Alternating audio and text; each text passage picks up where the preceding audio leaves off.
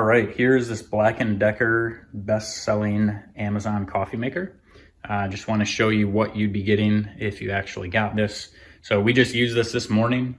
We just cleaned it, as you can see, like water on the top still.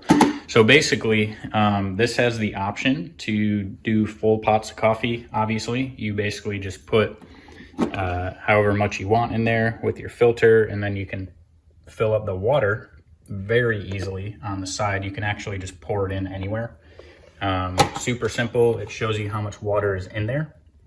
And then from here, all you do is, it's a pretty typical coffee maker. You just, place the pot in and then hit on or off and it'll start brewing. So with that, this is kind of like, for the price, what you get. Everybody, even if you're in a work office or whatever, everybody needs a good coffee maker that can produce a lot of coffee at once, hence, the pot feature. So this is kind of the go-to. If you have a family, if you guys are just big coffee drinkers, can't really go wrong with this.